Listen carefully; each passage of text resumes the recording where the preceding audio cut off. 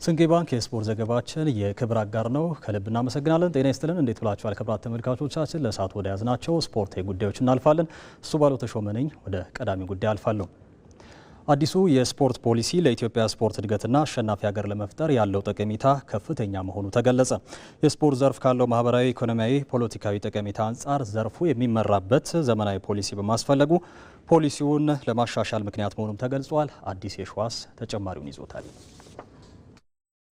የኢትዮጵያን ስፖርት ወደ ተሻለ ደረጃ እንዲያሳድግ በ1990 ጸድቆ ስራ ላይ የቆየው የኢትዮጵያ ስፖርት ፖሊሲ የማህበረሰብ ስፖርት ተሳትፎን በማጎልበት ጤናማ ዜጋ ማፍራትና ተወዳዳሪና አሸናፊ ሀገር በመገንባት ስፖርት ለሀገር ሁለንተናዊ ብልጽግና ያለውን ሚና ማረጋገጥን አብይ ጉዳይ ባደረገ አዲስ ፖሊሲ ተሻሽሏል። አዲሱ የስፖርት ፖሊሲ አሸናፊ ሀገር መፍጠርን ዝርዝር ዓላማውን ማድረግን ጨምሮ ስፖርት ሀገራዊ ግንባታ ላይ የራሱን ሚና እንዲጫወት ከፍተኛ አስተዋጽኦ እንዲኖረው ተደርጓል። ከዚህ በተጨማሪም የስፖርት ዘርፉ ካለው ማህበራዊ፣ ኢኮኖሚያዊና ፖለቲካዊ ፋይዳ አንጻር ዘርፉን በአግባቡ ለመምራት ዘመናዊ፣ አሳታፊና አካታች የሆነ የህግ ማዕቀፍና አሰራር ስርዓት መዘርጋት የሚያስችል ረቂቅ አዋጅ ተዘጋጅቶም ለሚኒስትሮች ምክር ቤት ተመርቷል። ለመሆኑ አዲሱ የኢትዮጵያ ስፖርት ፖሊሲ ምን አዳዲስ ጉዳዮችን ይዟል? ፖሊሲውን ማሻሻልስ ለምን አስፈለገ? ለ28 ዓመታት ስራ ላይ የዋሉ ፖሊሲስ ክፍተቶቹ ምን ነበሩ? ጠንካራ ጎኖች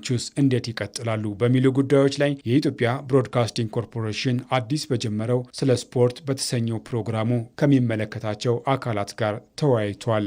ፖሊሲውን ማሻሻል ለምን አስፈለገ? በየጊዜው እውቀት በጣም እየተስፋፋ ስለሆነ ያን አኮሞዴት ማድረግ የሚችል ከዛ ጋር የሚሄድ አሁን ካለው ደግሞ የመደመር መንግስት እሳቤ ጋም ደግሞ ተናቦ የሚሄድ የፖሊሲ አቅጣጫ ስለሚያስፈልገው ከሁሉ በላይ ደግሞ የማስፈጸሚያ ስትራቴጂዎች አልነበሩትም። ፖሊሲው ተዘጋጀ፣ ለ28 ዓመት ዝም ብሎ ነው የተቀመጠው። እነዛን የማስፈጸሚያ ስትራቴጂም ዲዛይን ለማድረግ የነበረው ፖሊሲ የራሱ የሆነ ውስንነት ስለነበረበት ብዙ ስራዎችን ለመስራት ቻሌንጅ ሲያደርግ ነበር ማለት ነው። በዋናነት የሀገራችን የስፖርት ችግር እስካሁን የነበረው ስፖርትን በህግና በስርዓት ከመምራት አኳያ ራሱን የቻለ ህጎች አልነበሩትም። በንጉሱ ጊዜም በኃይለ ሥላሴም በኢህአዴግ ጊዜ በነበሩት ማለት ነው። አሁን ወደ ተከበሩ ህዝብ ተወካዮች ምክር ቤት የተመራው አዋጅ በኢትዮጵያ ታሪክ ውስጥ የመጀመሪያው አዋጅ ነው። ከዚህ በኋላ ስፖርት በህግና በስርዓት የሚመራበት የሚያደርግ ነው ማለት ነው። መንግስት ይህንን ፖሊሲ ለማሻሻል መነሻ ጉዳዮቹ ምን ነበሩ? እንግዲህ መደመር ሶስቱን በጋራ አሳስሮ የሚሄድ ነው። ትላንት ውስጥ የነበሩትን ጠንካራ ጎኖችን የሚያስቀጥል፣ ትላንት ውስጥ የነበሩትን ደግሞ ድክመት የታየበት ክፍተት የታየበትን ደግሞ አርሞ ወደፊት ለፊት የሚሄድ እንዲሁም ደግሞ ዛሬ ነዋጀና ነገን ታሳቢ ያደረጉ ሶስቱንም በጋራ አሳስሮ የሚያይ ነው ማለት ነው። ያስተሳሰብ ለውጥ ያስፈልጋል። ስፖርት ቢዝነስ ነው። በተሻሻለው አዲሱ የስፖርት ፖሊሲ ከማዘውተሪያ ስፍራ ጀምሮ ትላልቅ የስፖርት መሰረተ ልማቶች የሚተዳደሩበትና ተቋማት የሚደገፉበት ስርዓትም መዘርጋቱ ነው በውይይቱ የተገለጸው። የአዲሱ የስፖርት ፖሊሲ አቅጣጫ ግን ከጥርጊያ ሜዳዎች ጀምሮ ስታንዳርዳቸውን ጠብቀው የሚገነቡት እስከ ትልልቅ ስቴዲየሞችን አድሬስ ያደርጋል። ተቋማዊ ሆኖ ራሳቸውን ችሎ የሚሄድ ችግሮች በዋናነት የተገመገመ ስለሆነ ይሄንን እንዴት አድርገን ደግፈን ተቋሚ የሆኑ እንዴት እንደሚሄዱ ያስቀምጣል ማለት ነው። የሀገር አቀፍ ማህበራትንም በፋይናንስ ራሳቸውን የሚችሉበትን ሁኔታ አሰራር ይበጅለታል፣ አደረጃጀትም ይፈጠርበታል፣ የድጋፍ አደረጃጀቱ የሚል ያስቀምጣል ማለት ነው። ስለዚህ መንግስት ከዚህ በኋላ ምን አይነት አቅጣጫዎችን ነው የሚከተሉ ማለት እነዚህ የሀገር አቀፍ ያሉት ማህበራት ራሳቸውን በፋይናንስ እንዲችሉ ልዩ የሆነ ድጋፍ እያደረገ ይሄዳል ማለት ነው። ድጋፍ ስንል በፋይናንስ ብቻ አይደለም፣ ተቋም እንዲሆኑ ማለት ነው። ተቋማዊ አሰራር ኑሮ ለምሳሌ የኢትዮጵያ አትሌቲክስ ፌዴሬሽን አለ፣ የኢትዮጵያ እግር ኳስ ፌዴሬሽን አለ፣ የተሻሉ ብለን የምንወስዳቸው ማለት ሌሎች 32 የሚያክሉ ሀገር አቀፍ ማህበራት አሉ። እነዚህ ማህበራት አመታዊ እቅድ ኖራቸው፣ የኦፊስ አደረጃጀት ኖራቸው በወረዳ በቀበሌ እንዲሁም በክልል ደረጃ የራሳቸውን አደረጃጀት እየፈጠሩ ራሳቸውን የቻሉ የሚሄዱበትን አሰራር ይበጅለታል ይላል። ውድድሮችን የኢኮኖሚ ምንጭ ማድረግም አዲሱ ፖሊሲ በዋናነት እንደያዘው ነው በውይይቱ የተነሳው። እንደ አንድ ፒላር እንደ ትኩረት አቅጣጫ ያስቀመጠው ውድድርን ነው። ከዚህ በፊት ውድድር እንደ አንድ ስልት ሆኖ ነው ባለፈው ፖሊሲ የተቀመጠው። አሁን ግን ራሱን ችሎ እንዲወጣ ነው የተደረገው። ለምንድን ነው እንደዛ ራሱን ችሎ እንዲወጣ የተደረገው ብለን ስናስብ አንድም ውድድር ኢኮኖሚ ነው፣ ሀብት ያመነጫል። ከ28 ዓመታት በኋላ የተሻሻለው ፖሊሲ ለስፖርት ቱሪዝምና ለስፖርት ዲፕሎማሲ ልዩ ትኩረት ሰጥቷል። እንደ ስፖርት ቱሪዝምን ማምጣት አንድ ኢቨንት ለምሳሌ ክቡር ጠቅላይ ሚኒስትራችን የአፍኮ 28 ኢኒሼቲቭ ወስዶ እየተንቀሳቀሱ ነው ያሉት። ያን ተከትሎ የሚመጣው የቱሪዝም እድገት ከቱሪዝም እድገትም ባሻገር ሀገራት እድገታቸውን የደረሱበትን ደረጃ የሚያስተዋውቁበት በዓለም አንዱ መድረክ ስፖርት ነው ማለት ነው። ሶ ለዚህ አኳያ መንግስታችንም ለስፖርቱ ልዩ ትኩረት ሰጥቶ እየሰራ ነው ምንለው ከዚህ መነሻ አድርገን ነው ማለት ነው። ለአዲሱ የስፖርት ፖሊሲ ተግባራዊነት የሁሉም ባለድርሻ አካላት ርብርብ እንደሚያስፈልግም ተጠይቀዋል። በቀጣይ በተለያዩ መድረኮች ላይ ሰፋፊ ውይይቶችን እናደርጋለን። በኋላ ለተግባራዊነቱ በተሻለ መንገድ እንድንሄድ ማለት ነው። ፖሊሲው የበርካታ ባለድርሻ አካላትን ይጠይቃል። የሲቢ የኢትዮጵያ ፕሪሚየር ሊግ 15ኛ ሳምንት መርሃ ግብር ትላንት ቀጥሎ ሲደረግ ኢትዮ ኤሌክትሪክና ሀዲያ ሆሳዕና ተጋጣሚዎቻቸውን አሸንፏል።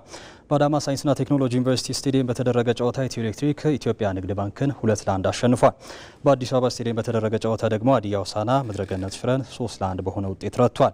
ዛሬም የሊጉ የ15ኛ ሳምንት መርሃ ግብር ቀጥሎ የተደረገ ይገኛል። በአዲስ አበባ ስቴዲየም አርባ ምንጭ ከተማ ከመቻል እያደረጉ ያሉት ጨዋታ 0-0 በሆነ ውጤት ቀጥሏል። ኢትዮጵያ ቡና ከሐዋሳ ከተማ፣ ቅዱስ ጊዮርጊስ ከድሬዳዋ ከተማ፣ አዳማ ከተማ ከሲዳማ ቡና ዛሬ በሊጉ የሚደረጉ ጨዋታዎች ናቸው። 35ኛው የአፍሪካ ዋንጫ ዛሬና ነገ በሚደረጉ ጨዋታዎች ሲጠናቀቅ ነገ በፍጻሜው አስተናጋጇ ሞሮኮ ከሴኔጋል ጋር ትጫወታለች። ዛሬ ምሽት በመድረኩ የ7 ጊዜ አሸናፊዋ ግብጽ ለደረጃ ከናይጄሪያ ጋር ትጫወታለች። መሰረት ተስፋዬ ተጨማሪውን ይዘዋለች። 24 ሀገራትን በ6 ምድቦች ከፍሎ ለዋንጫ ሲያፎካክር የቆየው 35ኛው የሞሮኮ የአፍሪካ ዋንጫ ሊጠናቀቅ የሁለት ጨዋታዎች እድሜ ብቻ ቀርቶታል። የዋንጫውን ባለቤት የሚለየው ፍልሚያ ነገ ምሽት 4 ሰዓት ራባት ላይ በአስተናጋጇ ሀገር ሞሮኮና በ2021 የመድረኩ ባለድል ሴኔጋል መካከል ይከናወናል። የሞሮኮ የአፍሪካ ዋንጫ ከመጠናቀቁ አስቀድሞ በአፍሪካ ዋንጫ ታሪክ በርካታ ግቦች የተቆጠሩበት ውድድር መሆኑን ካፍ አስታውቋል። እስካሁን በውድድሩ 120 ግቦች ሲቆጠሩ ዛሬና ነገ ምሽት በሚደረጉ ጨዋታዎች የሚቆጠሩ ግቦች ደግሞ ቁጥሩን ከፍ ያደርጉታል ተብሏል። ቁጥሮች እንደሚያመላክቱት በአፍሪካ ዋንጫ እስካሁን በርካታ ግቦች የተቆጠሩበት የአፍሪካ ዋንጫ 34ኛው የኮት ዲቫር የአፍሪካ ዋንጫ ሲሆን በወቅቱ 119 ግቦች ከመረብ አርፈው ነበር። ሞሮኮ በአጠቃላይ በአፍሪካ ዋንጫ ካስቆጠረቻቸው 9 ግቦች 5ቱን ያስቆጠረው ብራሂም ዲያዝ ሆኗል። ራሷ ባዘጋጀችው የእግር ኳስ ድግስ ለፍጻሜ የበቃችው ሰሜን አፍሪካዊቱ ሀገር ሞሮኮ በግማሽ ፍጻሜው የመድረኩን ጠንካራ ቡድን ናይጄሪያን በመለያ ምት አሸንፋ ለወሳኙ ፍልሚያ በቅታለች። የአፍሪካ ዋንጫን ካሳኩ 50 ዓመታትን ያስቆጠሩት የአትላስ አንበሶቹ በ2022 የኳታር የዓለም ዋንጫ ያሳዩትን አስገራሚ ብቃት በ35ኛው የአፍሪካ ዋንጫም ደግመውታል። በአሰልጣኝ ዋሊድ ረግረጊው የሚመራው የሞሮኮ ትውልድ በሀገሪቱ እግር ኳስ ታሪክ አዲስ ገድል ለመጻፍ ይጫወታል። ሁለቱ ሀገራት በድምሩ ለሁለት ጊዜ የአፍሪካ ዋንጫን ማንሳት ችለዋል።